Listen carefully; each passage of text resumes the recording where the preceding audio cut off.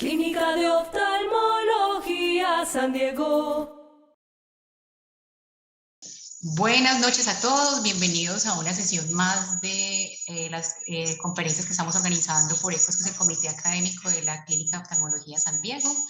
Hoy tengo el honor de presentar al doctor José Antonio Roca Fernández, que nos acompaña desde una conferencia virtual desde Perú. Es el compañero, amigo, profesor y compañero de residencia de varios de nuestros oftalmólogos de aquí en la clínica que también están presentes en nuestra conferencia virtual. Hizo su residencia de oftalmología en el Instituto Nacional de Oftalmología en el Lino, en Lima, Perú. Hizo un curso de Ciencias Básicas de Oftalmología en la Universidad de Stanford y además de eso hizo su fellow en Retina y Vitro en la Universidad de Chile. También hizo fellow de Retina y Vitro en el Jules Ames Institute en USAL. Hizo maestría de medicina y universidad en medicina en la Universidad Peruana San Cayetano, de Cayetano en Heredia. Es expresidente y fundador de la Sociedad Panamericana de Retina y Vitrio. También es expresidente de la Sociedad Peruana de Oftalmología. Es miembro del board de la Academia Americana de Oftalmología, también del International Council of Ophthalmology, y ha sido profesor de la Universidad Peruana Cayetano Heredia y de la Universidad Nacional Federico Villarreal, miembro también de la Sociedad Colombiana de Oftalmología, de la Sociedad Argentina y de la Sociedad de Oftalmología Argentina y de la Retina Vitro también de Argentina. Muchas gracias, doctor José Antonio Roca.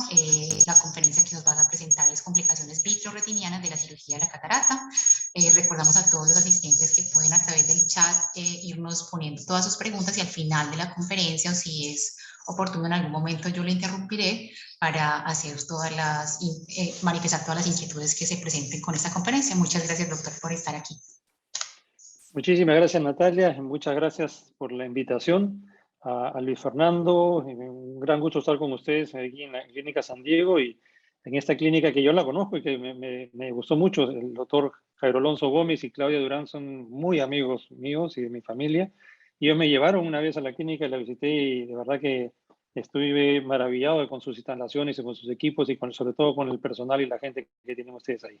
Así que muchas gracias, un honor para mí estar con ustedes esta noche.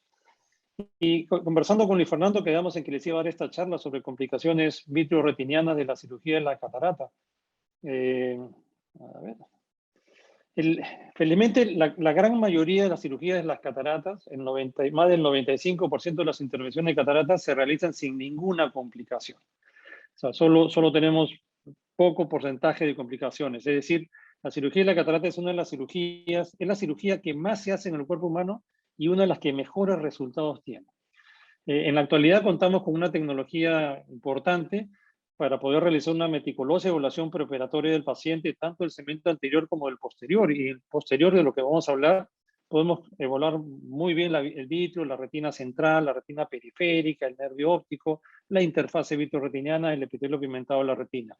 ¿Y por qué es importante evaluar bien esto? Porque nosotros tenemos que le hacemos un ofrecimiento al paciente de cómo va a quedar. Si no evaluamos bien todas estas partes del globo ocular, nuestro ofrecimiento pues no podemos cumplir las expectativas que tiene nuestro paciente. Entonces, en la actualidad nosotros contamos con las herramientas para poder evaluar el segmento anterior y el segmento posterior muy bien. No importa que seamos cirujanos de segmento anterior, tenemos que aprender a evaluar bien o que un cirujano, un especialista en segmento posterior evalúe bien el segmento posterior del paciente para ofrecerle resultados a nuestros pacientes y estar preparado para las posibles complicaciones que tenga y manejarlas de la forma más adecuada. Estas, las que ven aquí enlistadas, son las complicaciones más frecuentes de la cirugía de la catarata, pero hay muchas más. Y vamos a hablarle de alguna de todas estas que ven aquí. Me baso básicamente en este estudio, que es un estudio un estudio multicéntrico hecho en el Reino Unido. ¿Y por qué me baso en este estudio? Porque este estudio es de 55.000 cirugías de catarata, una muy buena cantidad de cirugías de catarata realizadas entre noviembre de 2001 y julio de 2006, y el 99.7% de estas cirugías fueron hechas con faucoemulsificación, que es lo que hacemos en la actualidad. Entonces, es un estudio que tiene bastante fortaleza y nos habla muy bien de todas estas complicaciones. Como les dije, es importante evaluar el fondo de ojo del paciente y todas las características preoperatorias que puede tener el paciente para ofrecer el resultado del paciente para saber cómo va a quedar nuestro paciente en el postoperatorio. Y fíjense, esto de aquí, que ven, esta lista que ven aquí, son de cosas que el paciente tiene en el preoperatorio. Por ejemplo, el 8.8%, casi el 9% de personas que se van a operar de la catarata tienen degeneración macular relacionada con la edad. Y fíjense, el 2% de las personas tienen una catarata brunescente. Casi el 1% tienen pseudofoliación o facodonesis. Más o menos un 0.85% de personas han tenido un desprendimiento de retina previo. Es decir, a esa cantidad de personas, este porcentaje de personas, no le podemos ofrecer que van a tener 20/20 visión después de la cirugía de la catarata, porque tienen complicaciones o tienen alguna patología previa que va a hacer que nuestro paciente no tenga 20/20 visión. Entonces, esto se lo tenemos que hacer saber al paciente antes de la cirugía.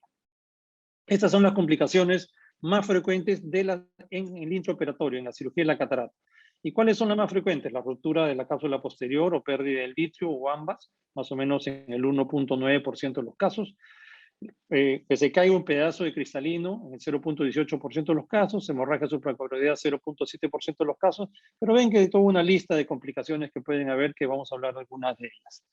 Y esas son las complicaciones postoperatorias que también hacen que nuestro paciente pues, no alcance las visiones que nosotros deseamos. Por ejemplo, ¿cuáles son las más frecuentes? En el 3% de los casos tenemos inflamaciones severas del ojo, vasculitis postoperatorias.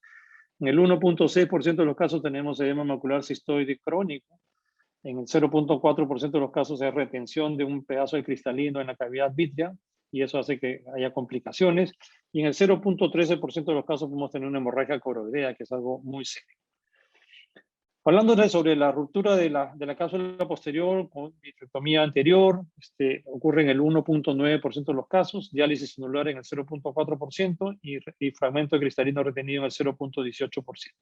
Eso en esta serie. Y en otras series, esta incidencia de ruptura de cápsula posterior varía entre 0.15 hasta el 1.5. O sea, más o menos, yo le diría entre el 1 y 2% de las cirugías pueden tener una ruptura de la cápsula posterior con una de estas alteraciones.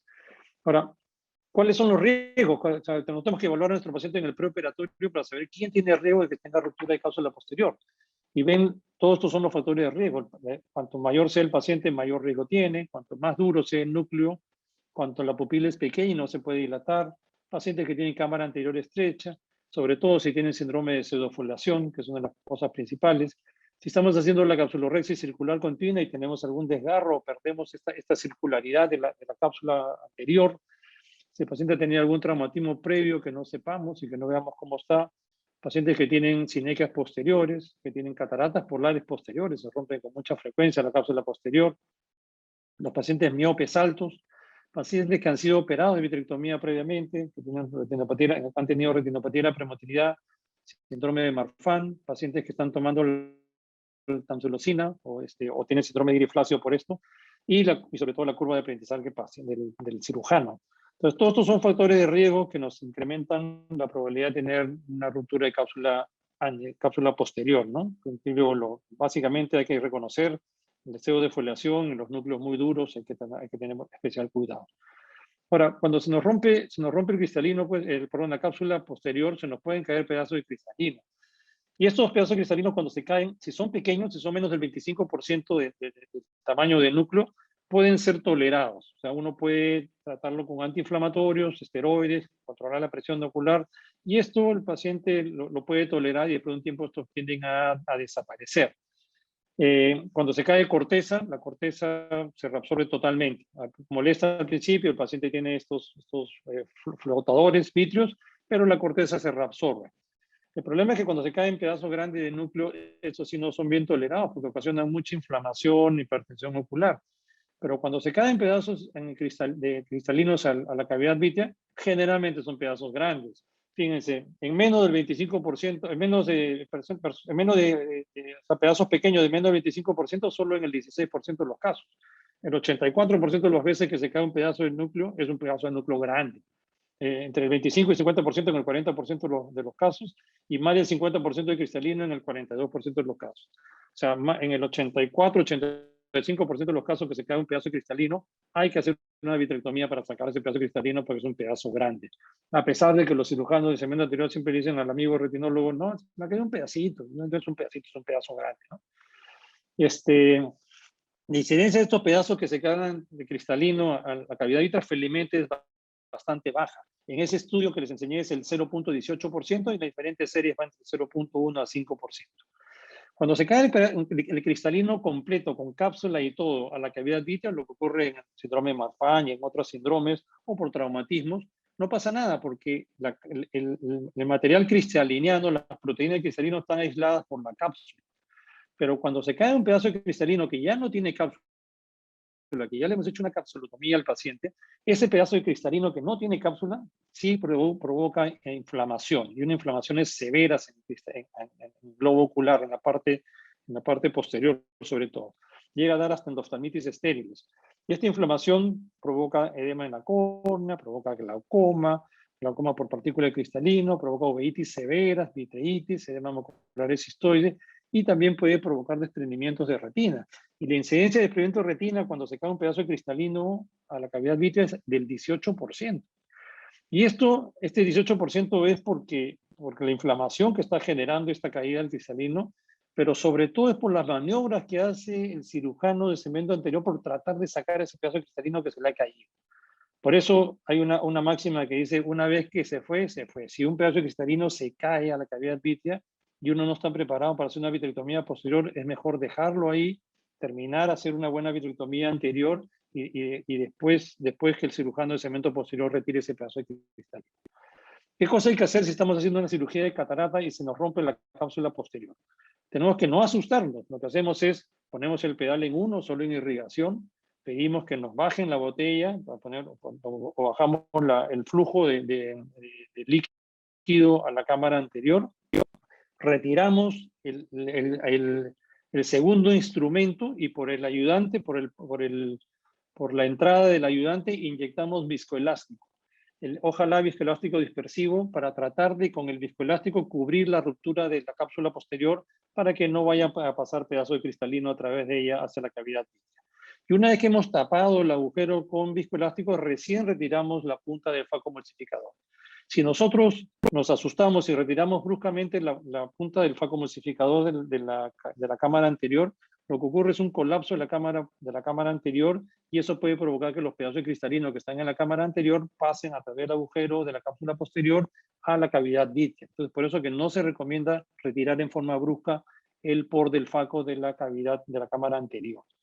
Entonces, lo que hacemos es, como digo, ponemos viscoelástico, retiramos el por del faco y cuando ya no estamos con el faco dentro del globo ocular y ya está cubierto de viscoelástico la ruptura de la cápsula posterior, nos tranquilizamos, miramos bien el ojo, vemos dónde están los pedazos de cristalino que tenemos y decidimos cuál es la mejor forma de retirar esos pedazos. Puede ser que tengamos que abrir y sacarlo con un asa de Snellen, podría ser que sí lo podamos sacar con la punta del facomulsificador, pero hay que pensarlo bien y vemos cómo lo vamos a sacar. Como le digo, no hay que sacar los pedazos que ya se cayeron atrás, a no ser que tengamos la capacidad de hacer una vitrectomía posterior bien hecha.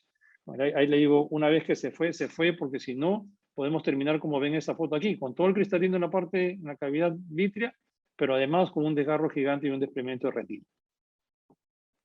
Ahora, ¿qué hacemos cuando se rompe la cápsula posterior? Lo que hacemos es una buena vitrectomía anterior. La vitrectomía anterior siempre hay que hacerla por 2 puertos. Por un puerto tiene que entrar la irrigación y por otro puerto diferente tenemos que poner nuestro vitrector. Y nuestra vitrectomía anterior se puede hacer por la cámara anterior o se puede hacer también por la cavidad vitrea. Uno podría entrar a 3.5 milímetros de limbo con un vitrector posterior y hacer la vitrectomía en la parte posterior. Las 2 formas son válidas dependiendo de lo que tengamos, en los instrumentos que tengamos a mano en el momento de nuestra complicación. Como le digo, si no estamos preparados para hacer una vitrectomía posterior, hay que dejar los fragmentos en la parte posterior. Entonces, lo que hacemos es la mejor vitrectomía anterior que podamos. A veces es útil utilizar triamcinolona, teñir el vitrio para estar seguro que hemos retirado todo el vitrio que está en la cámara anterior. Y una vez que hemos retirado todo el vitrio, evaluamos cómo está nuestro soporte capsular. Si tenemos cápsula suficiente, podemos poner el lente intraocular en el saco, si todavía queda cápsula posterior suficiente. Si no, lo podemos poner en la cámara posterior por encima de la cápsula anterior, o sea, en el surco ciliar. O podemos poner un lente de cámara anterior, o podemos poner un lente con la técnica Yamane o suturado, o como uno quiera. pero lo importante es primero evaluarlo bien, cómo está, y si hay seguridad de poner el lente intraocular, lo ponemos. Si estamos con dudas porque no hay soporte capsular y no tenemos mucho, mejor es esperarlo para en un segundo momento ver la mejor técnica de colocar un lente sin soporte capsular, que hay muchas técnicas. Aquí ven un video de cómo, por ejemplo, en este paciente, tuvimos una complicación y por aquí, por el puerto del ayudante, en la mano izquierda tengo mi irrigación y por la mano derecha estoy metiendo la punta del vitrector. Y fíjense que la vitrectomía no la hago en la cámara anterior, sino la hago en la cavidad vitrea. Hay que meter el vitrector al medio de la cavidad vitrea. El vitro está atrás, entonces hay que meterse al medio de la cavidad vitrea. Uno se queda ahí un buen rato haciendo vitrectomía en la cámara vitrea. Y después que hemos sacado el vitro de la cámara vitrea, o sea, el vitro posterior, recién vamos a la cámara anterior y sacamos el vitro de la cámara anterior.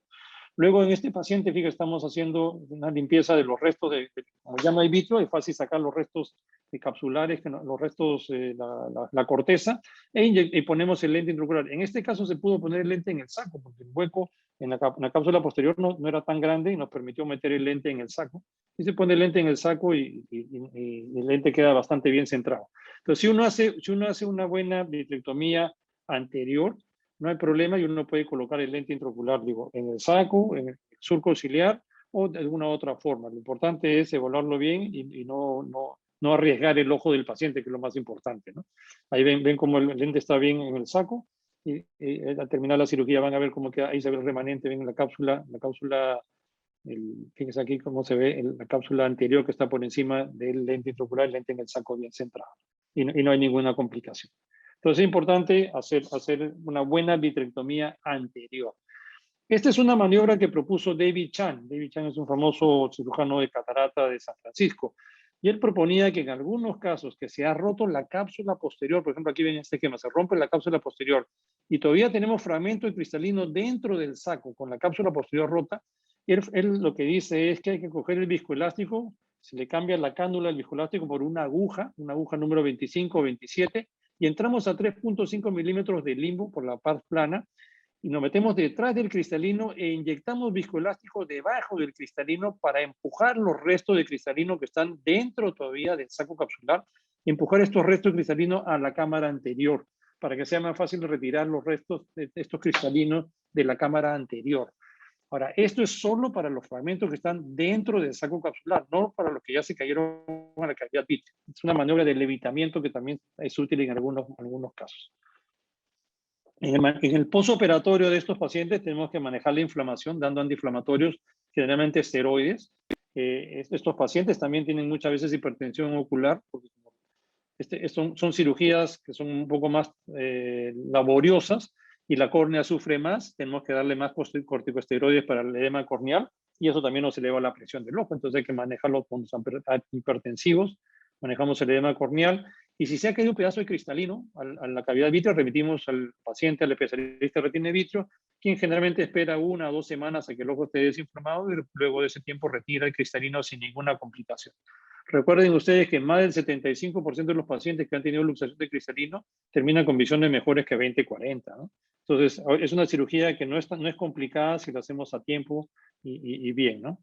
Queremos pasar un pequeño video un poco antiguo, pero que se ve, por ejemplo, este es un paciente, si digo es antiguo porque fíjense que estoy haciendo cirugía con calibre 23, yo hace más de 10 años que me he pasado calibre 25, ya no hago calibre 23. Pero lo que hacemos en este paciente es hacemos una limpieza de la parte anterior de todos los restos cristalinos que han quedado.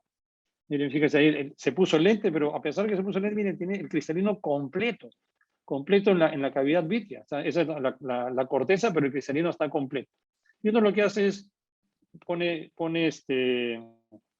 mete por uno de los puertos de vitrectomía, mete el faco fragmentador y fragmentamos al cristalino en medio. Uno lo aspira, lo coge y lo lleva al medio de la cavidad vitrea. Por supuesto, luego de haber hecho una vitrectomía completa.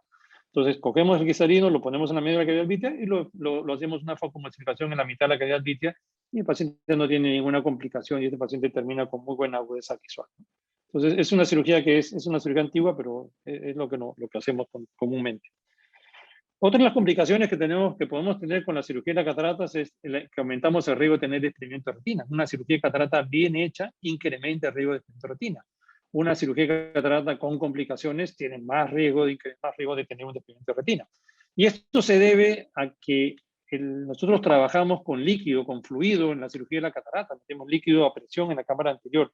Y este fluido pasa a través de la célula hacia la cavidad vítrea. Y esto provoca desprendimiento del vítreo posterior si es que el paciente no lo tiene ya. Y el desprendimiento del vítreo posterior puede ser agudo, como ven aquí. Si pasa líquido puede ser agudo. Y al desprenderse el vítreo posterior, se produce tracción en la retina periférica. Si el paciente tiene una debilidad en la retina periférica, se produce un desgarro. Y si tiene un desgarro, se produce un desprendimiento de retina. ¿No? Y eso ocurre después de la cirugía de la catarata. El riesgo de tener desprendimiento de retina en la catarata, de tener desprendimiento de retina luego de una cirugía de la catarata, persiste por varios años. Persiste generalmente entre 4 y 8 años, según los diferentes trabajos en las diferentes revistas. O sea, durante más o menos 4 o 8 años, el paciente tiene un incremento de riesgo de tener desprendimiento de retina.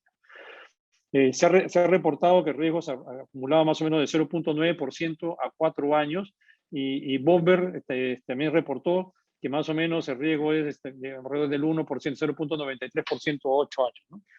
Más o menos se dice, ustedes recuerdan que el riesgo de tener un desprendimiento de retina, una persona que nunca ha sido operada, que no tiene nada, es 1 en 10.000. Una persona que ha sido operada de retina puede llegar a tener casi un 1% de las personas pueden llegar a tener desprendimiento de retina a lo largo de su vida. No en el momento de la cirugía, pero sí a lo largo de su vida. Por eso que estos pacientes tienen que estar siempre en control. Es un paciente operado, siempre debe controlarse. Este es un estudio de Ripandelli y colaboradores de 453 pacientes hemétropes, jóvenes de 50 a 75 años, operados sin complicaciones de FACO. Ahora, sí era una cirugía de FACO un poco antigua, era con la Frown Incision, de 6 milímetros y con un lente de una sola pieza, no era lente plegable, pero con seguimiento a 5 años. Y fíjense, este estudio es importante porque nos dice que había un porcentaje importante de pacientes que se operaban, eran jóvenes, 50 y 75 años, 41% de ellos no tenían desprendimiento vítreo posterior preoperatorio. 58% sí tenían desprendimiento vítreo posterior preoperatorio. Y más o menos 22% de ellos tenían degeneraciones látiz preoperatorias. Ustedes saben que hay diferentes estudios de cuánto porcentaje de pacientes, de personas normales, tienen degeneraciones tipo látiz, y eso varía en la literatura entre un 8 y 10% hasta un 20% de personas normales que tienen degeneración tipo látiz. En este estudio, desde 22% de personas que van a ser operadas de catarata, en este grupo, tenían degeneración tipo látiz. El 78% de los ojos que no tenían desprendimiento vítreo posterior lo tuvieron en el postoperatorio. O sea, la cirugía de catarata provoca desprendimiento de vítreo posterior. Y eso ocurrió en promedio los 7 meses después de la cirugía de la catarata. Y el 3.1% de los pacientes tuvieron desprendimiento de retina. 3.1%. Ocurrió en el 7.4% de los pacientes que no tenían desprendimiento vítreo posterior y en el 1% de los que sí tenían desprendimiento vítreo posterior. Es decir, los pacientes que no tienen desprendimiento vítreo posterior en el preoperatorio tienen más riesgo de tener desprendimiento de retina. Los pacientes que ya tienen desprendimiento vítreo posterior tienen mucho menos riesgo de tener desprendimiento de retina. Este estudio nos decía que la edad del paciente no era un factor de riesgo importante para la aparición del desprendimiento de retina, pero que sí era importante, ahora un factor de riesgo tener degeneración tipo látiz. Pero hay otro estudio, por ejemplo, este estudio de Hilford y colaboradores también, de 149 pacientes con un seguimiento a 77 meses. Ellos tuvieron desprendimiento de retina en el 4% de los pacientes, en 6% de personas que eran menores de 60 años y solo en el 0.6% en mayores de 70 años. O sea, este estudio nos dice que cuanto menor es el paciente, tiene más riesgo de tener desprendimiento de retina. Cuanto mayor es el paciente, tiene menos riesgo de tener desprendimiento de retina. Y eso por el estado del vitrio. Entonces, por eso, si uno opera a un paciente mayor de 60 años o de 70 años, el riesgo es poco, 0,6. Pero si opera uno menor de 60 años, el riesgo es 6%. Y eso hay que tenerlo en cuenta porque ahora muchos cirujanos de segmento anterior pues, ofrecen a pacientes jóvenes hacerles cirugía facorrefractiva, ponerle un implante multifocal, y tenemos pues estos riesgos, ¿no? Entonces hay que tener en cuenta esto y estudiar bien la periferia de retina antes de ofrecerle a nuestros pacientes una cirugía.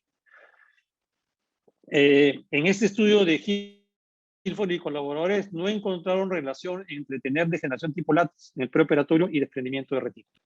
¿Cuáles son los factores de riesgo de que un paciente que va a ser operado de catarata haga desprendimiento de retina? Los pacientes miopes. Cuanto más miope uno es, más riesgo tiene de tener desprendimiento de retina. Y ahí ven un paciente que tiene miopía baja, 1 a 3 dioptrías, tiene 4 veces más riesgo de tener desprendimiento de retina. Si uno tiene entre más de 3 dioptrías, tiene 10 veces más riesgo de tener desprendimiento de retina. Si ha tenido desprendimiento de retina en el otro ojo, en el ojo contralateral, tiene 18% de probabilidad de tener desprendimiento de retina. Si el paciente tiene algún precursor vitroretiniano de desgarro, y los precursores vitroretinianos son la degeneración tipo látiz, los ovillos vitroretinianos, esos son los que básicamente generan desprendimiento de retina en el postoperatorio. Los pacientes varones tienen más riesgo de tener desprendimiento de retina, tienen 2 veces más que las mujeres, y eso por el trabajo y los deportes que uno hace más que las mujeres, o más agresivos. Cuanto más joven es el paciente, porque un paciente joven que supere catarata es porque o tiene una catarata patológica y un paciente no tiene desprendimiento vitro posterior, entonces va a tener desprendimiento vitro posterior en el postoperatorio y tiene mayor riesgo. Si hemos tenido una complicación durante la cirugía, ruptura de cápsula posterior, dehiscencia sonora, tenemos, fíjense, 19 y 12 veces más riesgo de tener desprendimiento de retina. Si se ha luxado un pedazo cristalino ya vimos, y si se hace una capsulotomía posterior también. Realizar capsulotomía posterior incrementa en 4 veces la probabilidad de tener desprendimiento de retina, sobre todo si la hacemos muy rápido. Cuanto mayor tiempo esperemos entre la cirugía de la catarata y la capsulotomía posterior, es mucho menor el riesgo, así que hay que esperar el mayor tiempo que uno pueda para hacer la capsulotomía posterior, excepto que el paciente ya esté vitrectomizado. Si es un paciente vitrectomizado, lo pueden hacer inmediatamente. ¿Por qué se desprende más la retina en los miopes? Se desprende porque los miopes tienen mayor liquefacción del vitrio, porque los miopes tienen un desprendimiento de vitro posterior mucho más precoz, mayor y más precoz, porque también tienen mayores extracciones vitroretinianas y porque su retina pues es más delgada, es más delgada la retina de los miopes, tienen generalmente mayores alteraciones periféricas, patología periférica de la retina, y estos pacientes se les desprende la retina con más facilidad, así que en los pacientes miopes altos hay que tener más cuidado. Ahora, el ponerle láser a los pacientes en la periferia no hace que el paciente no tenga desprendimiento de retina, no evita totalmente riesgo de tener desprendimiento de retina. Y no a todos los pacientes hay que ponerles láser profiláctico. A quienes sí y a quienes no. Eso es algo que es importante saber. A qué paciente debemos hacerle profilaxia con láser y a quienes no es necesario, porque el láser también provoca complicaciones. Por ejemplo, como les hablamos hace un rato, o sea, la degeneración enrejada o tipo látiz en inglés, cuando hay roturas de retina, desgarros, hay desgarros que se llaman vitrogénicos y desgarros que son retinogénicos. Por ejemplo, ahora vamos a ver un poco más de esto, pero las degeneraciones tipo látiz, como ven aquí, son muy comunes. Casi entre el 10 y el 20% de las personas tenemos degeneraciones tipo látiz. Y solo 1 de cada 10.000 tienen desprendimiento de retina. O sea, la mayoría de las degeneraciones látices no generan desprendimiento de retina. Entonces no hay que tratarlas profilácticamente a todas. Ustedes recuerden que si ustedes le ponen láser a una retina, la retina se adelgaza porque se quema. Y al quemarse la retina, se adelgaza. No se hace más fuerte, sino que se adelgaza. Lo que hacemos es que se pega más el epitelio pigmentado, pero la retina está más delgada. Y la retina se puede romper, a pesar de que tiene láser. Y si se rompe la retina, se va a correr como si fuera una línea punteada a lo largo de todo el láser que le hemos puesto. Por eso que hay muchos más desgarros gigantes y mucho más complicaciones en los pacientes que se les ha puesto láser profiláctico que en los que no se ha puesto. Estas roturas, estos agujeros que ven aquí redondos, que tienen opérculo, no generan desprendimiento de retina. Estos ya no hay tracción. Para que haya un desprendimiento de retina tiene que haber un desgarro en herradura, como esto que ven aquí, porque para que haya un desprendimiento de retina tienen que haber 3 cosas. Tiene que estar la retina rota, tiene que haber tracción sobre el desgarro para que abre el agujero, y el vitro tiene que estar líquido para que pueda pasar a través de ese agujero, o sea, de ese desgarro. Entonces, los desgarros en herraduras sí son generadores de desprendimiento de retina. Si uno descubre un desgarro en herradura, hay que tratarlo de todas maneras, previamente antes de la cirugía de la catarata. Pero si uno tiene un desgarro redondo, así como estos de aquí, sobre todo si está pigmentado, eso no genera desprendimiento de retina y no requiere ser tratado. Eso es lo que le decía, 1 de cada 10.000 habitantes tiene desprendimiento de retina. La población miópica de más de 10 dioptrías tiene 68 por 10.000 habitantes de probabilidad de tener desprendimiento de retina, es mucho mayor. Pero, entre el 10 y el 20% de la población, FUS encontró el 20%, algunos otros estudios 10%, pero entre el 10 y el 20% de la población normal tiene degeneración tipo látiz. Entonces no hay que tratarlos a todos, ¿no? Bayer hizo un estudio de seguimiento de 11 años de personas con degeneraciones tipo látices, durante 11 años. ¿Y qué cosa encontró él? De todos los pacientes que siguió, el 35% de los pacientes que tenían degeneración látiz tenían agujeros tipo atróficos. De ellos, el 2% tenían un poquito de fluido alrededor del agujero, pero que no generaban desprendimiento de retina, sino que lo tenían ahí. Y solo el 0.7% de ellos, el líquido empezó a avanzar. y que se hicieron sintomáticos. O sea, de los pacientes que tienen degeneración latiz con agujeros, solo el 0.7% de ellos pueden tener un desprendimiento de retina sintomático. Entonces, ellos sí hay que tratarlos. ¿Y cómo sabemos a quiénes sí tratar y quiénes no? Por ejemplo, si ustedes ven estas 3 degeneraciones latices que están en la parte superior, son diferentes tipos con diferentes pigmentaciones, pero vemos que las degeneraciones latices que tienen agujeros atróficos redonditos en el centro de la lesión no generan desprendimiento de retina. Eso no es necesario tratarlos. Ninguno de estos 3. Porque si ustedes ven estos 3, tienen agujeros chiquititos en el medio de la degeneración latiz. Pero si uno ve una degeneración latiz con un desgarro en el borde de la degeneración latiz, en el borde sí es vitrogénico. Ustedes recuerden, la degeneración latiz es un adelgazamiento de la retina. El vitrio está adherido en el borde de la degeneración latiz, no está adherido en el centro, sino en el borde. Y lo que tiene es el vitrio líquido, vitrio vacío encima de la degeneración. Entonces solo hay tracción en el borde. Por eso, si nosotros en el borde de una degeneración latiz encontramos un desgarro, una rotura, ese paciente tiene que ser tratado previamente. Pero estos agujeros atróficos no generan desprendimiento de retina, así que no hay que tratarlos previamente. Estos de acá, por supuesto, sí, porque están en el borde y cuando tienen desgarro en herradura, por supuesto que también. En cuanto a los agujeros que dijimos hace un momento, entre el 4.8% y 7% de la población normal, mayor de 40 años, tiene agujeros periféricos en la retina. Así que muchos de nosotros, si nos hacen un fondo de ojo, vamos a tener un agujero retinano periférico que no genera desprendimiento de retina. Todos estos agujeros redondos no son generadores de desprendimiento de retina y no requieren tratamiento. El tratamiento, entonces, cuando hay una degeneración latiz con desgarro, siempre hay que tratarlo. Si tenemos un desgarro en herradura, siempre se trata. Y el tratamiento ideal es láser, 3 hileras de láser alrededor del desgarro. Estos de aquí, agujeros atróficos, no se tratan. Recuerden ustedes que el poner láser alrededor de un desgarro puede generar esto que ven acá, membranas epimaculares. Y el paciente compromete su visión por el tratamiento profiláctico que le hemos hecho a una lesión periférica. Y muchas veces estas lesiones periféricas no requerían tratamiento, así que no hay que tratarlas si no es importante. Este es un estudio también de Ripandelli, es interesante, y esto es lo que yo les hablaba sobre el riesgo de tener desprendimiento de retina en personas jóvenes que no tienen catarata generalmente, sino miopes altos que quieren dejar de usar anteojos y no se les puede hacer cirugía refractiva. Entonces hay algunos que les proponen ponerles un lente intraocular, sacarles el cristalino claro y ponerles un lente intraocular. Y fíjense, de este estudio de grupo de pacientes que estudió Ripandelli, pacientes jóvenes con miopías, altas miopías, desprendimiento de retina entre 1 a 4 años posteriores a la cirugía. El 63% de estos pacientes habían tenido tratamiento con láser periférico.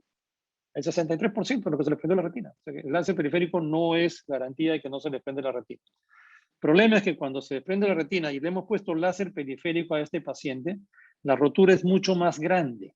Y al ser más grande, genera mucho más PVR. Fíjense, el 41% tuvo PVR. El 31% eran desgarros posteriores, porque eran posteriores al láser que se le había puesto. Entonces son desgarros mucho más complicados. Son desprendimientos de retina complicados por el hecho de haber puesto láser. Entonces no hay que poner láser en forma innecesaria a nuestro paciente porque estamos comprometiendo el ojo del paciente. Solo en algunos casos sí se necesita. Otra de las complicaciones que se puede ver después de una cirugía de catarata, es el edema macular cistoide crónico pseudofáquico, lo que se conocía como el síndrome, o se conoce como el síndrome de Irving-Gass. Y esto es una complicación común después de una cirugía de catarata y fue descrito en el año 1953 por este señor Rodman Irving, después de una cirugía intracapsular de cristalino que muchos de ustedes nunca han visto porque ya casi no se hace. Estos se hacían con crioterapia. Uno lo que hacía era cortaba a nivel generalmente hacíamos incisiones limbares de 180 grados. Poníamos un puntito en la córnea para que el ayudante jale el punto y abra como una charnela la córnea, y introducíamos la punta del crío, lo poníamos sobre el cristalino, y después que hacíamos crío y se pegaba el cristalino, jalábamos y sacábamos el cristalino. Pero muchas veces el vitro pues, está adherido a la cápsula posterior del cristalino y salía con todo. Hacíamos extracciones intracapsulares con todo, con cápsula, pero también el vitro lo jalábamos. Y al jalarlo pues ocasionábamos problemas. Y uno de los problemas era este síndrome de Irving-Gass. Esto lo escribió, como digo, Irving en el año 53.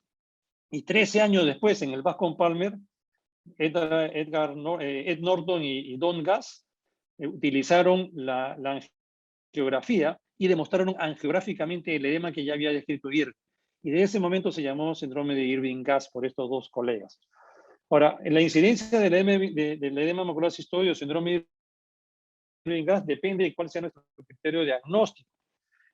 Ahora vamos a ver eso. Hay clínicos y hay angiográficos. Se presenta en muchos ojos, pero sobre todo en ojos que han sido complicados, con cirugías complicadas, ¿no? Pero se puede presentar en un ojo que no ha tenido ninguna complicación, también se puede presentar. Perdón.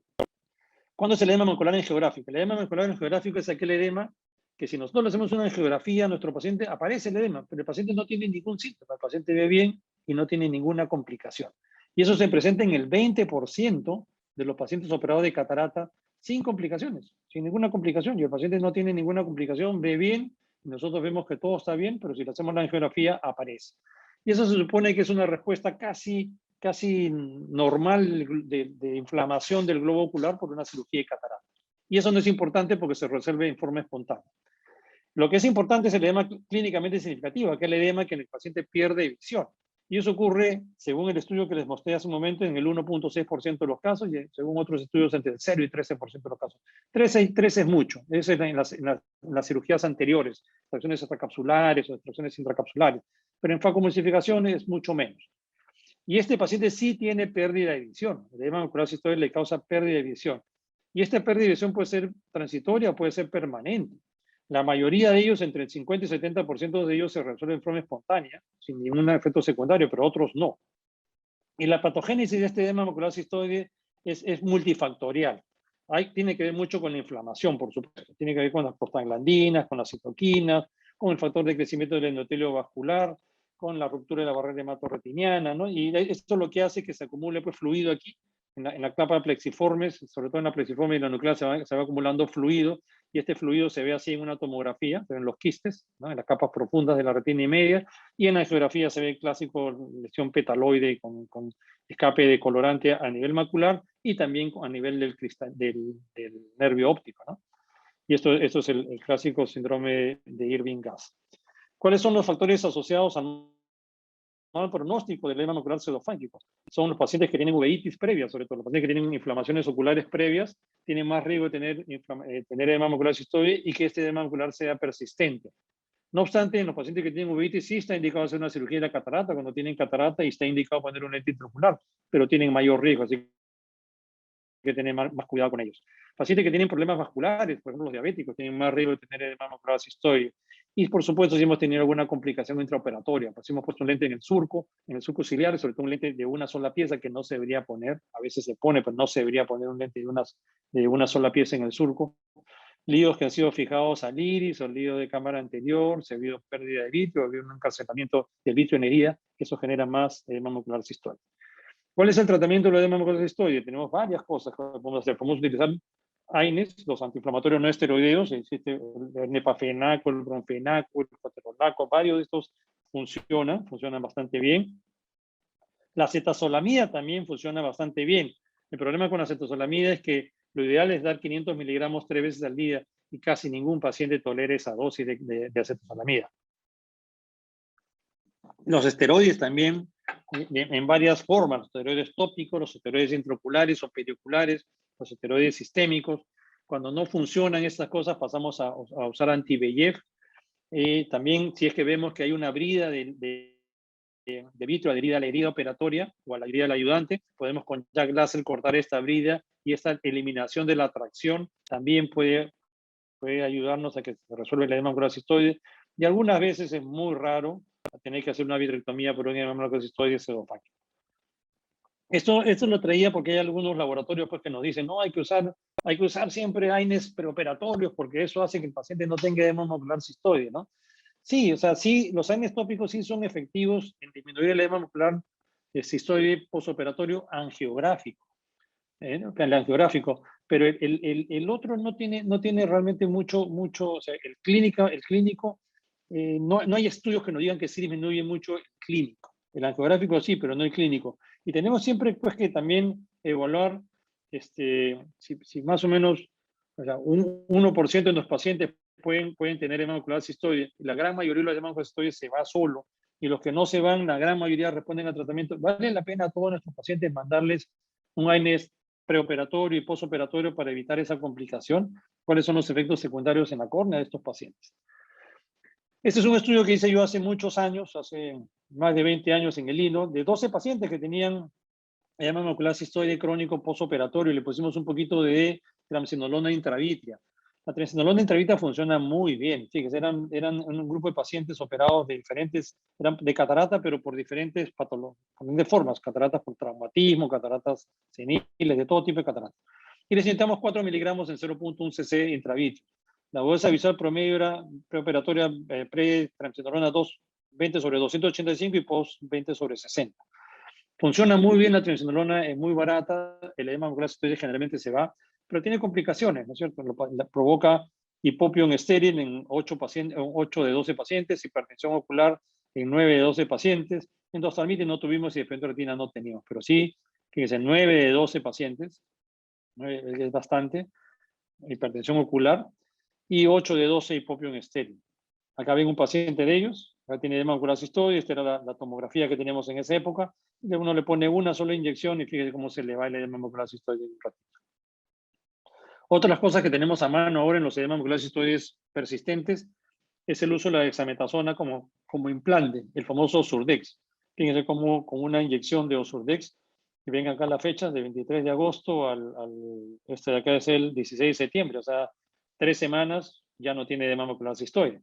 Pero Osurdex funciona muy bien en los edemas maculares persistentes. También funciona muy bien los antiangiogénicos.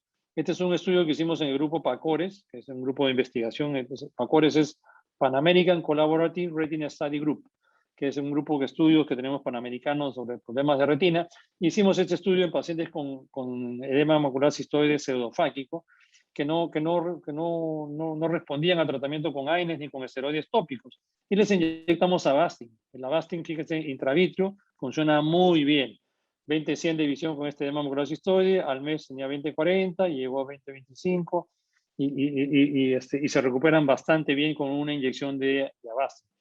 La conclusión de este estudio de PACORES fue que el bevacizumab modifica la historia natural del edema macular cistoide, lo resuelve rápido y efectivamente, porque se reabsorbe este fluido de la retina y hacemos que rápidamente el paciente mejore su visión, y además hacemos que no haya complicaciones por tener edema macular cistoide crónico, porque ustedes saben, paciente que tiene edema macular cistoide crónico forma membranas maculares, tiene cambios en el epitelio pigmentado y el paciente puede quedar sin baja visión. Entonces es importante tratarlo y tratarlo bien. Otras complicaciones, y una de las complicaciones de las más temibles que tenemos en la cirugía de catarata, es tener una endoftalmitis postoperatoria. Esta complicación no es muy frecuente, gracias a Dios, solo en el 0.13% de los casos, es poco frecuente, pero si hay ruptura de la cápsula posterior, aumenta 10 veces más el riesgo, a 1.3% de los casos. Y esto por varias cosas. Aumenta el riesgo porque hemos trabajado más en el ojo, hemos tenido el ojo abierto mayor tiempo. Si le hemos hecho vitrectomía, también las heridas no quedan totalmente selladas. Cuando el ojo ha sido vitrectomizado, el ojo está más blando. Entonces, los pacientes que hemos tenido ruptura capsular y hemos hecho un poco de vitrectomía, es recomendable poner siempre suturas a las heridas, no dejarlas abiertas, no hacerlas a pesar que sean autosellantes. La fuente de infección de la endoftalmitis postoperatoria generalmente es la flora bacteriana propia del paciente, conjuntival o palpebral. Rara vez es el ambiente quirúrgico, pero se ha dado casos de, sobre todo los aires acondicionados, o soluciones o instrumentales contaminados, o que algún personal del equipo quirúrgico tenga alguna infección y que se le haya pasado al paciente. Los factores de riesgo más comunes para tener una infección, una endoftalmitis, son ruptura de cápsula, pérdida de vitrio, cirugías prolongadas, las heridas no herméticas y la falta de experiencia del cirujano. Otros factores también incluyen la edad avanzada, blefaritis, el lugar de la incisión. Las incisiones inferiores son más riesgosas porque además en el saco conjuntival inferior hay más gérmenes, entonces hay más riesgo. La herida, si no está bien configurada, la herida no es hermética, también tiene más riesgo, ¿no? Pacientes diabéticos con alcoholismo crónico, malnutridos o con inmunodeficiencia también tienen más riesgo. Los casos de endoftalmitis aguda ocurren a los pocos días, generalmente alrededor de los 5 días postoperatorios. Y se presentan con dolor, ojo rojo, células en cámara anterior, hipopión y vitreitis. Los casos crónicos se aparecen mucho tiempo después, generalmente hasta meses después de la operación, y son más que nada inflamaciones persistentes. En las endoftalmitis post cirugía de catarata, generalmente en el 75% de los casos son cocos gram positivos. y dentro de ellos, los más comunes es el Staphylococcus epidermidis, el Streptococcus aureus. En el 16% de los casos hay gran negativos y dentro de estos, y también, bueno, y en las crónicas tenemos el Propionibacterium agnes, algunos hongos también. ¿Cuáles son los síntomas de una endoftalmitis? Los síntomas son pérdida de visión y dolor, son lo que más hay, pérdida de visión y dolor. También puede haber cefalea, fotofobia, secreción. Y el signo más común es el hipopio. Uno ve así hipopio, ¿no? Edema de córnea, puede ver fibrina en la cámara anterior, la pupila que no dilata mucho, hipertensión ocular, todos esos son signos de endoftalmitis. El diagnóstico de la endoftalmitis es clínico. Si uno ve un paciente con hipopio, con dolor y sospecha, hay que tratarlo inmediatamente, ¿no? Ante la sospecha clínica, el paciente debe ser tratado. También hay diagnóstico quirúrgico. Nosotros podemos tomar una muestra de humor acuoso de cámara anterior o de humor vítreo, de vitrio, y eso cultivarlo y hacerle un antibiograma. Pero eso demora. Si uno tiene la sospecha, el tratamiento es inmediato, no hay que esperar. ¿Cómo hacemos? Se hace punciones de cámara anterior de 0.1 mililitro, y si hacemos una muestra de humor vítreo hay que tratar de tomar un poquito más de muestra, entre 0.1 y 0.3. También se puede hacer con vitrectomía para tomar una muestra, pero sin abrir la irrigación, para que no esté diluida la muestra. Y esta muestra que nosotros tomamos, le mandamos a hacer tinción de Yemsa, Gram y metamina plata, y le hacemos el cultivo en agar sangre, agar chocolate y tioglucolato. También es útil hacer ultrasonografía para diferenciar un endoftalmitis de un síndrome TAS, que ahora vamos a ver más tarde. ¿Cuál es el tratamiento? El tratamiento son antibióticos. Para los gram positivos, la vancomicina, 1 miligramo en 0.1 mililitro intravíteo. Para los gram negativos, la ceftazidima, 2.5 miligramos en 0.1 mililitro. También podríamos usar moxifloxacino, y de hecho, si uno no tiene los antibióticos a mano, si uno no tiene vancomicina y ceftazidima y sospechamos de endoftalmitis, uno agarra un frasquito de Vigamox o cualquiera de estos moxifloxacinos sin preservantes, le pone 0.1 y directo al ojo. Y funciona bastante bien.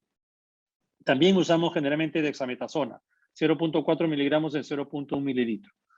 Ahora, en algunos casos hacemos vitrectomía. ¿Y cuál es la ventaja de la vitrectomía? Que remueve los microorganismos, remueve las toxinas, remueve células inflamatorias y mediadoras de inflamación, remueve las tracciones que puedan haberse formado y previene el desprendimiento de retina, aclara más rápido el vitrio, hace que se difundan mejor los antibióticos y permite tener un buen material para el cultivo.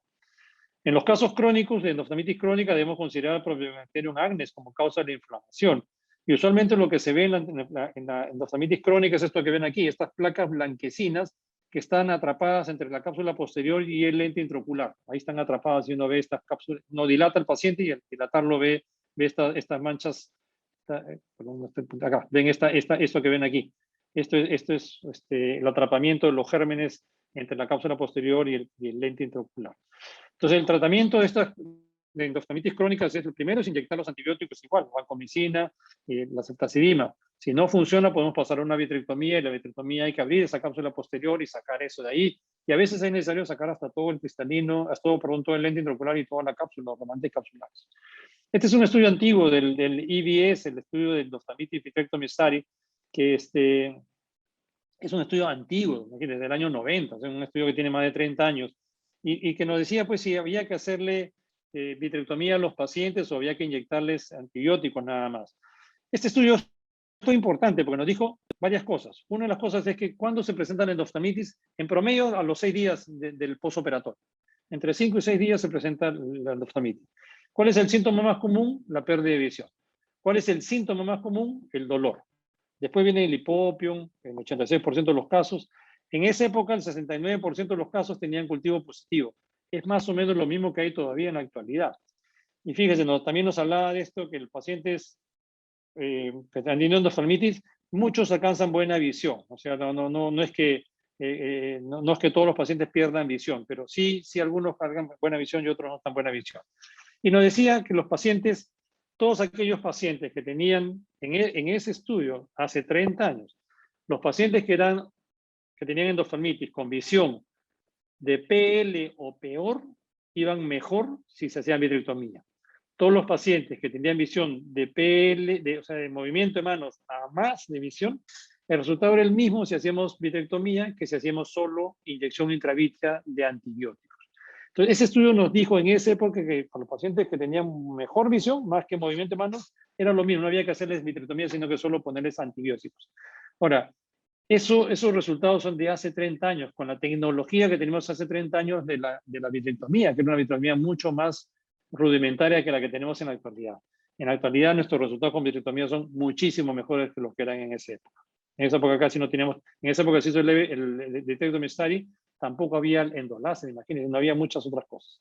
Pero eso es lo que nos dijo en esa época ese estudio del EBS. Ese estudio también evaluaba si era necesario darle antibióticos sistémicos al paciente. Y el estudio nos dijo que no era necesario darle antibióticos sistémicos al paciente porque el resultado era lo mismo con antibióticos sistémicos que sin antibióticos sistémicos. Entonces, que no había que hacer. Y estas son las conclusiones. La endoftalmitis posterior a cirugía de catarata, la vitrectomía estaba indicada solo para cuando tenía PL o menos de PL el paciente y que los antibióticos sistémicos no servían. Ahora, este es otro estudio de catarata, de endoftalmitis después de la cirugía de catarata, pero mucho más actual. Este es del año 2020. Fíjense, 2020. ¿Qué cosa nos dice este estudio en la actualidad? El crecimiento bacteriano subió al 73%. Del 66% que era en el EBS hace 30 años, ahora el 73% salen positivos en buenos laboratorios, ¿no? El 53% de los pacientes que tienen cultivos positivos eran estafilococo coagulasa negativa. El 31% eran otras bacterias gram negativas otras bacterias gram positivas y 14% gram negativas. Pero ¿qué era lo importante? Que sigue siendo importante desde hace 30 años. El 98% de las cepas de los gram positivos que causan endoftalmitis, casi 99%, son vancomicina sensible. El 100% de los gram negativos son ceftazidima sensible. O sea, nuestros antibióticos de elección siguen siendo los mismos, vancomicina y ceftazidima. Digo, en casos especiales que no los tenemos, podemos utilizar otras cosas. Podemos usar mosifloxacino, podemos usar, hasta a veces hay algunas personas que inyectan povidona iodada directamente a la cavidad vitrea. También funciona. Pero lo ideal es usar estos antibióticos que están comprobados como buenos, vancomicina y ceftazidima. Fíjense, en la actualidad, el 67% de los casos que han tenido endoftalmitis tienen visiones mejores que 20/40 al final, ¿no? Nos habla del análisis multivariante, encontró que la asociación entre agudeza visual menor de 20/40 y cultivo positivo de bacterias más virulentas con la presentación de percepción de luz o peor. O sea, cuanto menor visión tengamos, generalmente son bacterias más virulentas y peor visión que tiene el paciente. Fíjense, esto es otra cosa importante. El 19.8, casi 20% de los pacientes con catarata, con cirugía de catarata que hicieron endoftalmitis, habían recibido cefuroxima intracameral. O sea, la cefuroxima intracameral no garantiza que el paciente no vaya a tener endoftalmitis. Por eso que es importante siempre, a pesar de que vamos a usar un antibiótico intracameral, estar seguro que nuestras heridas están herméticas. Entonces, ¿qué es lo que tenemos que hacer? Tenemos que prevenir tener una endoftalmitis. ¿Y cómo prevenimos? Identificando a los pacientes con riesgo antes de la cirugía, aquellos pacientes que tienen blefaritis crónica, que tienen anormalidades del conducto lagrimal, si tienen prótesis en el otro ojo, si hay una infección activa en cualquier otro lugar. Recuerden, la cirugía de catarata es una cirugía electiva, así que estos pacientes complicados no hay que operarlos, no en ese momento. Y los 3 métodos aceptados para prevenir el desarrollo de una endoftalmitis son: 1, el uso de povidona iodado, obligatorio. 10% en la piel, alrededor del ojo, y al 5% dentro del ojo. Y esta povidona iodada debe usarse por lo menos por 3 minutos antes de la cirugía. O sea, eso es importantísimo. Una sola gota de povidona iodada en el ojo equivale a 3 días de estar poniéndose antibiótico preoperatorio. O sea, no hay que poner antibiótico preoperatorio. Lo que hay que hacer es poner una gota de povidona iodada en el preoperatorio y dejarlo con povidona iodada varios minutos al paciente. También es importante usar un drape, un campo estéril de plástico para extraer las pestañas y que no estén las pestañas dentro de nuestro campo operatorio. Y el uso de antibiótico intracameral de cefuroxima 1 miligramo en 0.1 mililitro o moxifloxacino 100 microgramos en 0.1 mililitro también disminuye el riesgo. Fíjense, en este estudio de la Sociedad de Catarata y Cirugía Refractiva Europea, demostró que el riesgo se disminuía por un factor de 5, de 0.34 a 0.07 y otro estudio a 0.028. Entonces, sí es importante poner antibióticos intracamerales para disminuir el riesgo, pero no lo elimina, lo disminuye. Otra de las cosas son el síndrome tóxico de cemento anterior, el famoso TAS, que es una forma de endoftalmitis no infecciosa, que la diferencia es que también hay hipopión, también hay edema de córnea, el paciente pierde visión, pero generalmente no tiene tanto dolor como la endoftalmitis, sí puede tener algo, pero no tanto dolor. La diferencia es que aparece mucho más rápido, aparece el día siguiente o a los 2 días, acuérdense que el otro es a los 5 o 6 días. La otra diferencia es que hacemos la ecografía y el vitro está claro, el vitro no está opaco. Generalmente el paciente puede tener edema corneal difuso, la compromiso va de limbo a limbo, puede tener pupila irregular, dilatada, no reactiva y aumento de la presión. Y el TAS se causa las causas son soluciones de irrigación o cánulas usadas, óxido en los instrumentos, el material en los guantes, el talco en los guantes, pero generalmente responde bien al tratamiento y el tratamiento es esteroides. Bastantes esteroides y con eso la mayoría de los casos va bien. Ya las últimas 2 complicaciones que tenemos, una es la hemorragia supracoroidea masiva. La hemorragia supracoroidea masiva es creo que la complicación más temida, que haya una hemorragia expulsiva es lo que más tememos en una cirugía de la catarata. Pero gracias a Dios es muy poco común. Y eso es cuando se acumula sangre, sangre entre la coroides y la esclera por la ruptura de las arterias ciliares posteriores, ya sean cortas o largas. Y eso ocurre generalmente después de un periodo de hipotonía largo durante la cirugía, cuando hemos tenido una cirugía complicada y la tenemos el ojo abierto por mucho tiempo, o cirugía de catarata con traumas penetrantes, por ejemplo. Cuanto más grande nuestra herida, mayor riesgo tenemos de tener una hemorragia expulsiva y devastadora, que pueda salir todo el contenido, ¿no? Hemos visto hemorragias expulsivas que se sale la retina por la herida operatoria. Entonces, cuanto más grande la herida, mayor ese riesgo. Cuanto más chiquita, es menor. Por eso que cuando hacíamos secreciones intracapsulares era más frecuente, con las extracapsulares es un poco menos frecuente, pero con la facomulsificación es mucho menos frecuente. Eso ocurre en el 0.03% de las cirugías de la catarata, de facomulsificación, o sea, muy pocas ya felizmente. Pero el pronóstico de estos casos sí no es bueno, es algo malo. ¿Cuáles son los factores de riesgo de tener una hemorragia expulsiva? Pacientes con aterosclerosis, con hipertensión arterial, con diabetes mellitus, si tienen enfermedad coronaria, obesos o con edad avanzada. Y los factores oculares son cirugías complicadas, cataratas muy grandes, pacientes que tienen elevación de la presión venosa escleral, por eso no hay que tenerlo entre el embute invertido al paciente, ¿no? A veces uno le pone los pies más arriba que la cabeza, no hay que hacer eso. Pacientes con glaucoma, pacientes que tienen miopía elevada porque tienen menor rigidez escleral y tienen mayor fragilidad de la coroides. De los pacientes que tienen hemorragia expulsiva, el 52% son miopes, pacientes con nanooftalmo. Y factores de riesgo intraoperatorio son pacientes que tienen hipotonía intraocular prolongada, pacientes que le hemos manipulado mucho el ojo o que se le ha hecho previamente crioterapia o fotocoagulación extensa. Lo sospechamos cuando vemos de inicio que se pierde la cámara anterior y empieza a prolapsarse el iris, vemos que empieza a salir el iris y uno dice, y después uno ve un reflejo rojo en el fondo y empieza a aparecer cada vez más reflejo rojo y uno de ahí está apareciendo una hemorragia expulsiva, ¿no? Una hemorragia coroidea masiva. El 40% de los pacientes que tienen hemorragia coroidea masiva logran visiones buenas, de mejor que 20-40, pero 40% menos que 20-200. Y hay un porcentaje alto de 40% de pacientes que pueden llegar a una tisis bulboevisceración. Y eso porque hacen desprendimiento de retina, PBR, glaucoma neovascular o tisis bulbo. Lo que hay que hacer cuando uno tiene está haciendo la cirugía de catarata y uno ve que aparece este reflejo rojo y que empieza a aparecer la cosa, lo que hay que hacer es cerrar la herida lo más rápido que podamos. Y cerrar la herida como ven aquí. Aquí ven en esta fotografía que han cerrado aquí la herida. O sea, no hay que cerrarla con nylon 10 ceros con puntitos separados y enterrar el puntito. No, hay que cerrarlo con cualquier estructura con la que sea más rápido de cerrar. Y generalmente para mí, yo pido, si tengo eso, hay que pedir un Vicryl. Para mí el Vicryl cierra mucho más rápido, sutura continua. Lo que hay que hacer es cerrar la herida. No importa que en la herida quede atrapado vidrio, que quede pegado el resto de cristalino, que quede iris atrapado en la herida, pero hay que cerrar la herida. Si uno cierra la herida, la presión intraocular se estabiliza y para la hemorragia coroidea. Si la herida está abierta, sigue habiendo cada vez más escape y más hemorragia coroidea y puede llegar a tener una hemorragia expulsiva. Nunca hay que hacer esclerotomías de drenaje,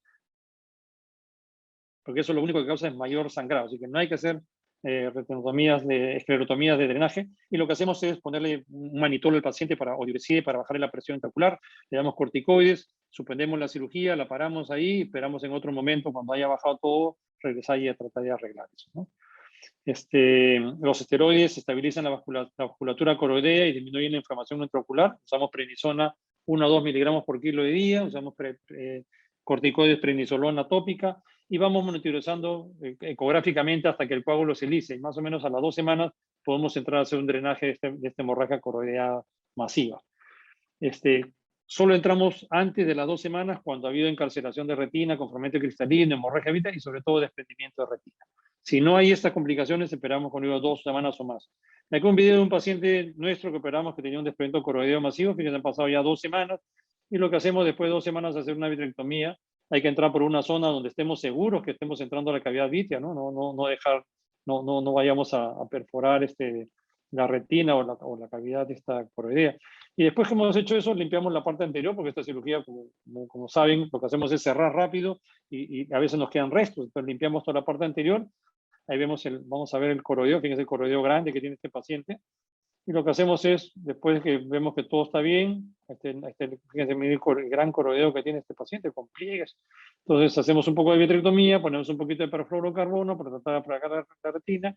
Y después que hemos hecho eso, vamos a hacer nuestras esclerotomías evacuadoras. Vemos dónde están las bolsas y hacemos una esclerotomía y hacemos varias esclerotomías, donde están todas las bolsas de hemorragia.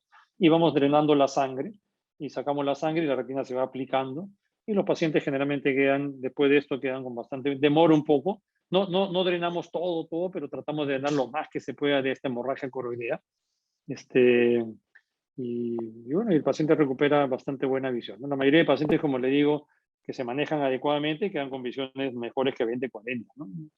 Entonces, ¿no? Miren cómo sale esa sangre que tiene ya 2 semanas, ¿no? Entonces, eso es lo que hacemos. Bueno, otra complicación que se ve cada vez menos son la penetración de la aguja de la anestesia retrovulvar o perivulvar en el globo ocular. Muchas de nuestras cirugías de cataratas son anestesias tópicas, así que ya no tenemos muchas de estas complicaciones, pero todavía se ve por ahí. Y lo que hay, el problema no es, o sea, tenemos el problema de haber pinchado el ojo y generalmente lo pinchamos la retina cerca al polo posterior, entonces hay que entrar y reparar eso. Pero a veces también inyectamos el anestésico dentro del globo ocular, que eleva la presión, y eso puede traer mayores complicaciones, ¿no? Puede traer daño al nervio óptico, da una retinopatía parecida al Purche, y hasta anestesia cerebral. Entonces, ese es el problema si es que inyectamos dentro del globo ocular, pero generalmente es muy poco frecuente esta complicación. La hemorragia retrovulvar es cuando hacemos esta anestesia y empieza a sangrar la parte posterior, alguna de las arterias ciliares sangra, o una de las arterias que está ahí atrás, y eso nos incrementa la presión intraocular y hace que el paciente pueda tener hasta una obstrucción de arteria central de la retina. Si tenemos una hemorragia retrovulvar, lo que hay que hacer es esperar un poco que baje la hemorragia, podemos darle manitol al paciente y esperar, y a veces tenemos que hacer cantotomías laterales para bajar la presión intraocular, y generalmente se puede continuar con el procedimiento, pero si no lo diferimos hasta que pase y después lo hacemos. Y ya para terminar, esto no es una complicación, pero es algo importante que sepamos. Paciente que tiene degeneración macular y tiene catarata, que es lo más común, muy común ahora, porque la catarata y la degeneración macular coexisten muchísimo. ¿Lo debemos operar al paciente o no? ¿Se va a complicar este paciente o no se va a complicar? Existen varios estudios, y ven ahí listados el proyecto BER, el Baltimore, el Salisbury, que nos decían que sí, pues los pacientes que tenían catarata y tenían degeneración macular y los operamos, podía aumentarles. Sí, ellos creían que sí aumentaba la progresión de la catarata. La progresión de la degeneración macular. Entonces decían, no, mejor es en estos pacientes no operarle la catarata porque sí podrían aumentar. El problema es que estos estudios, cuando se hicieron estos estudios, estos pacientes no fueron estudiados por un retinólogo, no se les hizo pruebas de retina, no se les tomó fotografías. Entonces, era un poco controversial. Pero el estudio que nos ha sacado de dudas es ese estudio, que es el ARES.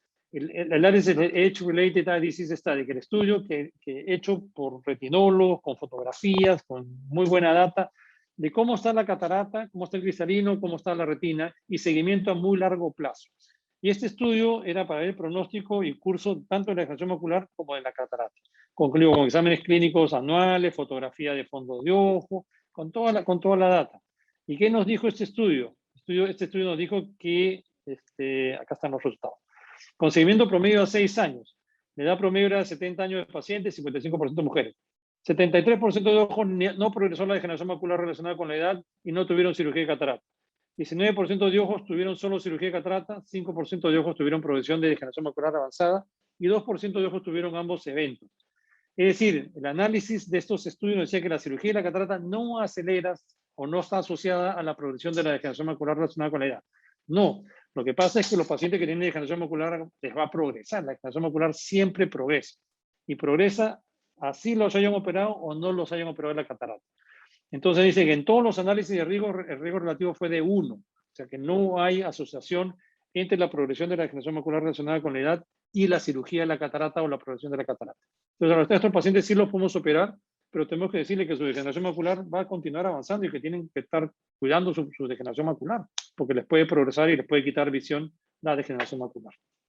Y bueno, creo que eso, en resumen, entonces ya de todo lo que he hablado, la cirugía de la catarata moderna es una cirugía muy segura en manos expertas.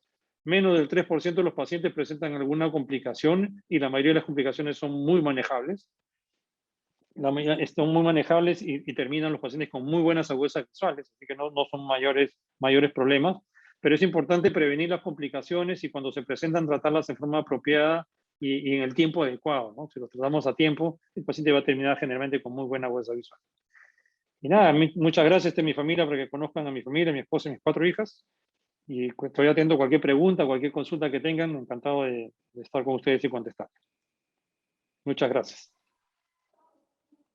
Doctor, muy bonita la familia. Un matriarcado por completo. Doctor, así es.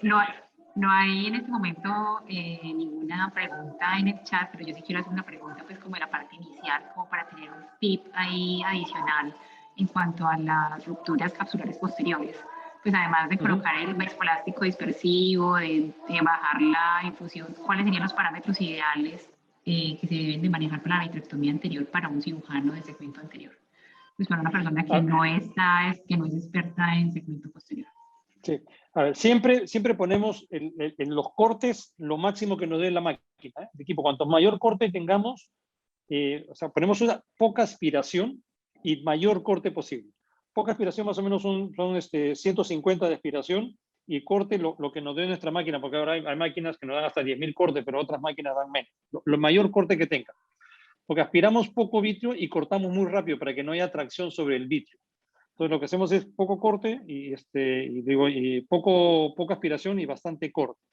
Y lo otro es poner la irrigación siempre por un puerto, o sea, no por el mismo puerto del vitrector.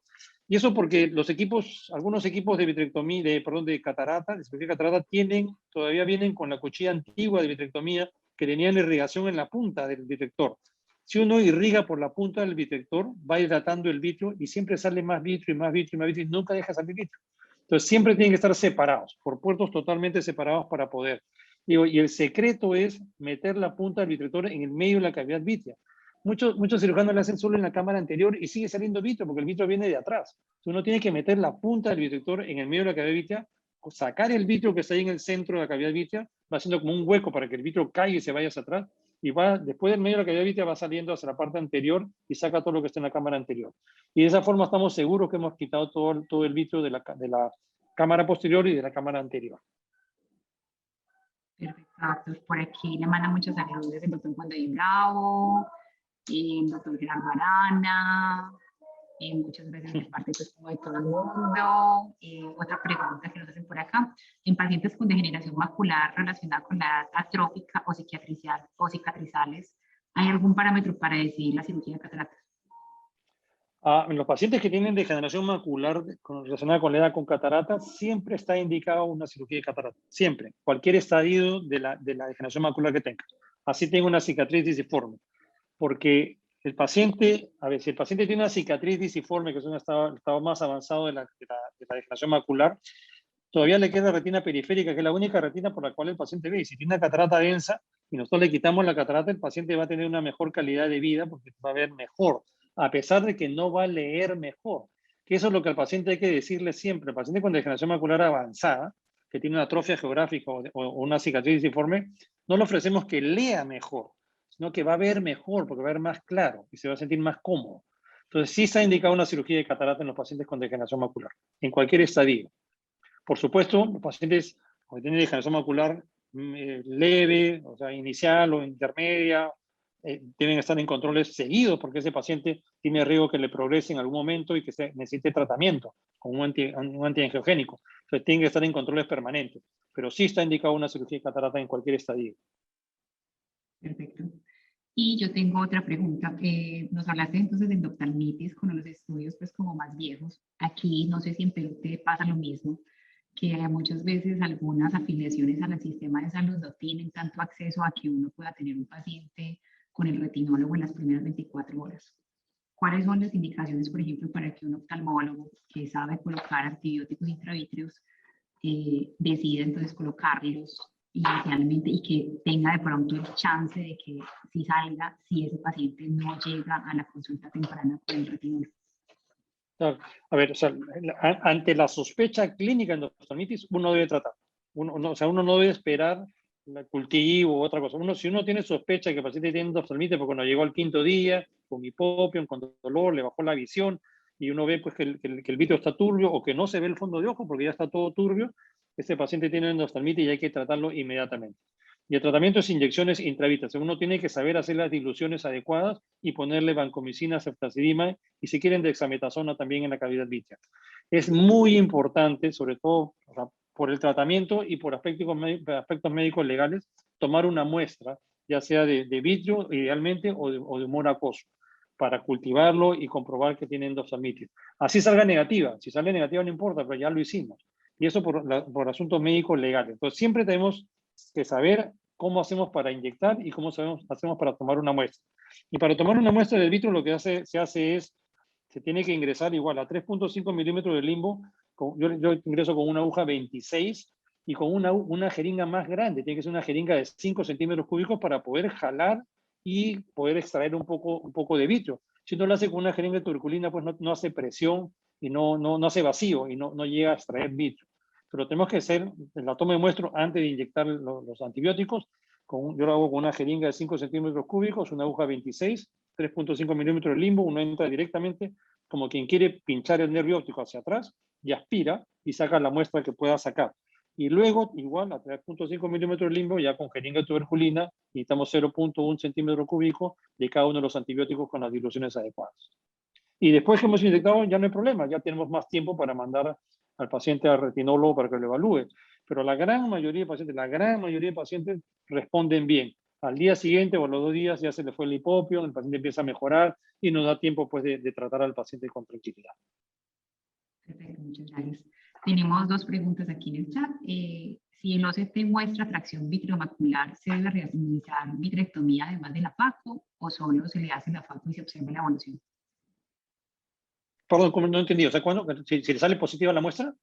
No, ya estamos haciendo una pregunta del chat. Que si en el caso de que en el OCT que le hicimos preoperatorio a una cirugía de catarata muestra tracción vitreomacular, ¿se debe realizar vitrectomía además de la FACO o solo se hace la FACO y se observa la evolución?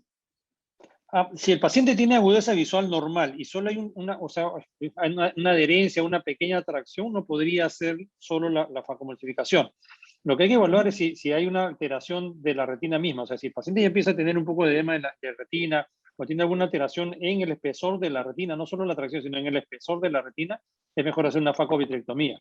Pero si no, uno puede hacerle, yo muchas veces hago en esos casos solo vitrectomía, le digo, solo facomultificación, le digo al paciente que tiene riesgo de que eso vaya a jalar un poco más, pero la gran mayoría de las veces, cuando se provoca el desprendimiento vitro posterior, después de la cirugía de catarata, se suelta esta tracción y pasa esa tracción. Entonces sí se puede hacer solo la facomultificación, pero hay que decirle al paciente previamente que tiene esa tracción, que existe un pequeño riesgo de que pase algo, pero si pasa, pues después se manda al cirujano de retina in vitro para que lo arregle esa tracción, pero generalmente se suelta esa tracción y sí se puede hacer la cirugía de catarata sola.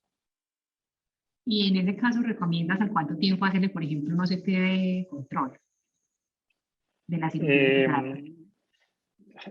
A ver, todo depende cómo vaya el paciente. O sea, si nosotros vemos a nuestro paciente, lo operamos de cirugía de catarata, sí, claro, lo operamos de cirugía de catarata, los 3 días está viendo 20/20 y todo está bien, pues estamos tranquilos, no hay necesidad de estar haciéndole a cada rato OCT.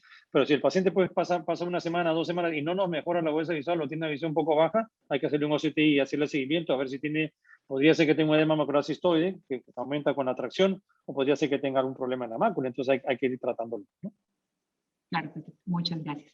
Y la última pregunta para cerrar, excelente conferencia. ¿Hay alguna evidencia de que al colocar triamcinolona en cámara anterior y luego lavarla, perdón, al terminar la cirugía de catarata sin ninguna complicación, si esto disminuye el riesgo de edema macular cistoideo o de iritis postoperatoria.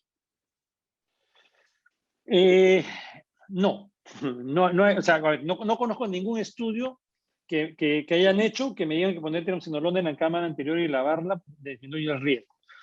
De repente sí, porque la triamcinolona probablemente algo que pongan en la cámara anterior, algunos de esos cristales de triamcinolona van a pasar por la zónula hacia la cavidad vitrea y podría tener un efecto antiinflamatorio. Pero o sea, no hay ningún estudio, que yo haya leído que han demostrado que disminuye el riesgo de tener edema macular cistoide. Y como le digo, y el edema macular cistoide es poco frecuente y generalmente nosotros, la gran mayoría de nosotros cuando operamos catarata, al paciente le damos esteroides después de la cirugía por 1 o 2 semanas, por lo menos, y el poco edema macular cistoide que se ha podido formar, con eso se les va. Entonces, no es una gran preocupación y yo creo que no es una buena práctica porque además esos cristales que podrían pasar para mejorar el edema macular cistoide también podrían ocluir el trabéculo y darnos hipertensión ocular. La triamcinolona provoca mucha hipertensión ocular, entonces yo no lo recomendaría de uso rutinario. Perfecto, muchas gracias. En general todos en el chat te dicen que muchas gracias, te saludan de tono, que excelente conferencia, hiciste una conferencia en 1 hora magistral, pues reuniste todas las complicaciones que pueden tener en segmento posterior en una cirugía de catarata muy completa y quedamos todos muy satisfechos con tu participación. Muchísimas gracias por todo. Por toda la muchísimas gracias, de verdad es un honor para mí haber dado esta charla con ustedes y tengo tantos amigos ahí que de verdad que me da mucho gusto y un gran honor estar esta noche con ustedes.